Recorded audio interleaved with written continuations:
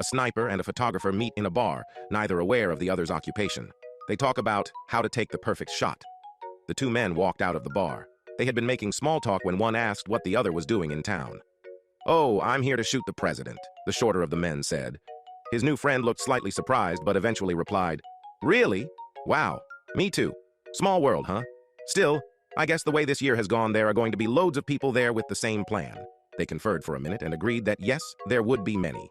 It was going to be big news, and they both wanted to be the one to get that perfect shot. The taller man was clearly expecting more money. The other decided to look him up later to check out his work. They discussed some of their plans. "Yeah, I have a great vantage point picked out on a building nearby." The shorter one confided. He was insistent that being higher up and further away was a better vantage point.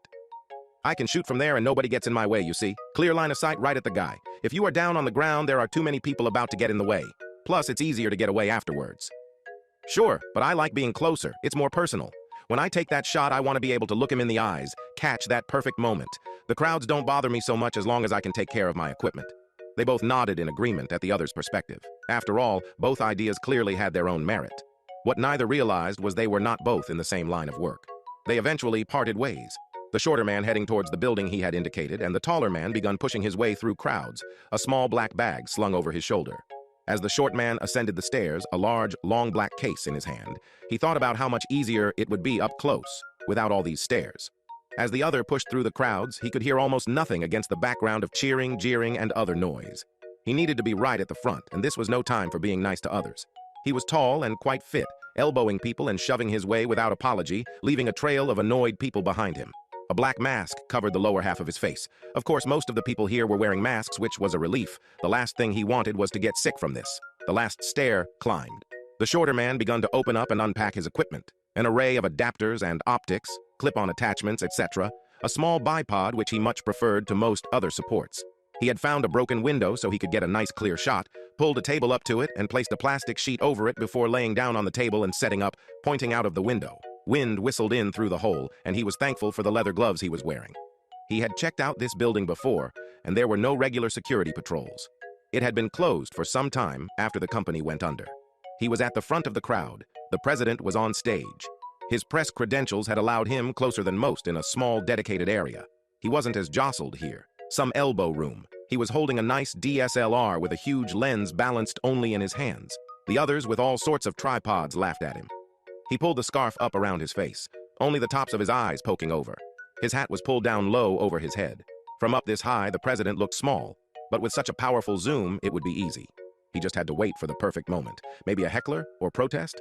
Something was bound to happen that would take everybody's attention. Cause a scene, make some noise. Slowly, as he aimed down at the president, he took the lens cover off. Both men had the president in their sights. Both men were ready to take their shot. A crazed woman burst out of the crowd, screaming about something. This was it. She hurled something at the president. An egg. Security guards rushed towards her. The tall man in the crowd waited for the split second the egg hit. The president had his eyes shut. Security were all focused on the woman. The short man pulled his trigger as he saw the same moment. A soft snap sound from both men, inaudible to anybody in the crowds. Somebody in a suit reached the president and tried to wipe the egg off his face, only to have him slump into their arms. Panic. The president was dragged off stage. Security fired, killing the woman who had thrown the egg.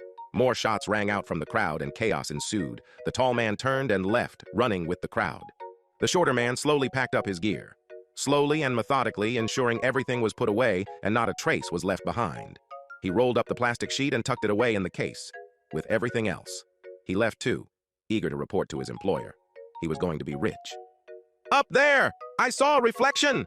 somebody shouted. Eyes turned to the telltale flash of light that had reflected for a moment in the window high up. Security rushed to the building. The tall man flashed his press badge as he left in the opposite direction and slowly walked away. Security converged on the empty building, all exits covered. A door opened. A short man tried to slip out of a rear fire exit unnoticed. A hail of bullets took him down in seconds. His limp body lay on the ground, blood covering his large black flight case. Another man got on a bus, then a plane. Various agencies surrounded the scene. They were searching for bullet casings and evidence high up in the building while a robot operated by bomb disposal carefully opened the clasps on the case and lifted the lid. A dozen men in suits stared in horror at the contents of the case, an array of lenses, a bipod, tripod, monopod, remote camera trigger, a very expensive DSLR, and a huge, very expensive zoom lens, the sort the paparazzi use to get photos of celebs from miles away. The photographer lay dead in a pool of his own blood. The hitman opened up his modified camera to clean the gun mechanism hidden inside it. The long lens had hidden the silencer and had been removed. Everything had gone exactly as planned. He was just glad he got his shot off before that idiot sniper had missed and alerted everybody.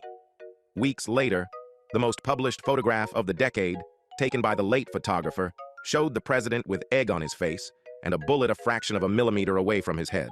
He would have earned millions had he been alive. Instead, there was a lot of argument over ownership of the image that had been leaked from one of the various three-letter agencies. "Oh, he really was there to shoot the president," the tall man said, as he relaxed on a beach, chuckling to himself at the misunderstanding. At least he didn't have to go back and kill the man for knowing who he was.